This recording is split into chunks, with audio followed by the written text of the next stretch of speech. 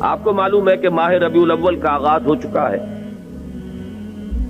دوسری تاریخ ختم ہوئی اور آج ہم تیسری شب میں اس وقت یہاں بیٹھے ہیں۔ یہ ماہ مبارک حضور صلی اللہ علیہ وسلم کی سیرت مطہرہ سے ایک بڑا گہرا تعلق رکھتا ہے۔ حضور کی ولادت باسعادت بھی اسی ماہ مبارک میں ہوئی، اگرچہ تاریخ کے بارے میں اختلاف ہے۔ حضور کا انتقال بھی اس ماہ مبارک میں ہوا، اور وہ متفق علیہ تاریخ ہے 12 ربیع الاول اصل میں حضور کا یوم وفات ہے، اور اکثر محققین کی رائے یہ ہے کہ آپ کا یوم ولادت جو ہے وہ 9 ربیع الاول ہے۔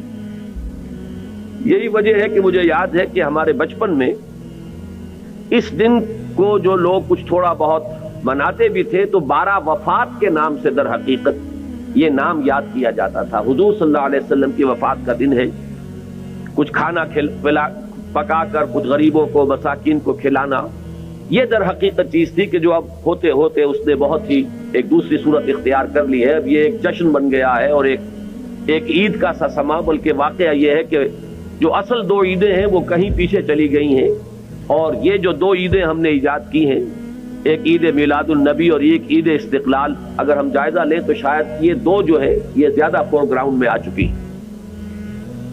لیکن یہ کہ جہاں تک آپ کی ولادت اور آپ کے وفات کا اس ماہ مبارک میں ہونا ہے وہ ثابت ہے۔ مزید برآں حضور کا ورود مدینہ منورہ میں بھی ماہ ربیع الاول میں ہوا ہے۔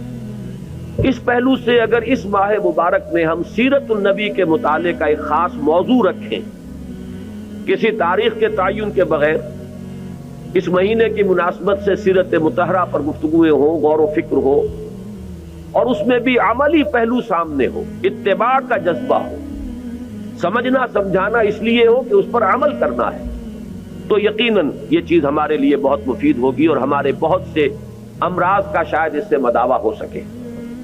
یاخذون بسنتہ ویقتدون بامرہ ثم انہا تخلف من بعدہم خلوف۔ پھر ہمیشہ یہ ہوتا ہے، ہر نبی کا جاننے والوں میں، پہچاننے والوں میں، ماننے والوں میں ہوا ہے، امت محمد بھی مستثنا نہیں ہے۔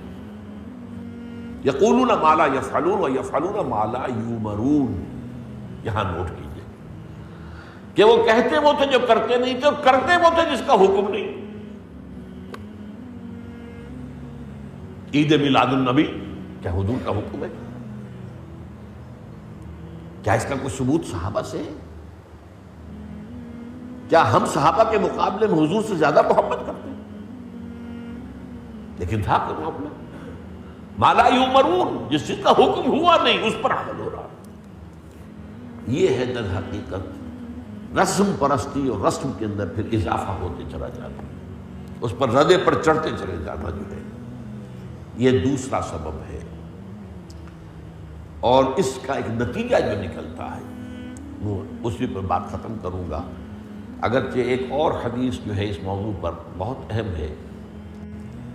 نتیجہ کیا نکلتا ہے؟ جہاں بدعت آئے گی سنت رخصت ہو جائے گی۔ اب نماز جنازہ کی وہ اہمیت نہیں ہوگی، نہ نماز جنازہ یاد کرنی ہے، نہ دعا یاد کرنی ہے، کچھ پتہ نہیں، جا کے کھڑے ہو گئے ہیں، وضو بھی ہے کہ نہیں ہے، لیکن قرآن خوانی میں تو جانا ہی جانا۔ یہ کیوں ہوتا ہے؟ ورنہ یہ کہ نماز کی اہمیت ہوتی، نماز جنازہ کی، آپ اگرچہ عربی نہیں آتی لیکن ترجمہ تو اس دعا کا یاد کر لینا کوئی مشکل کام نہیں ہے، تاکہ کھڑے ہوں دل سے دعا مانگے،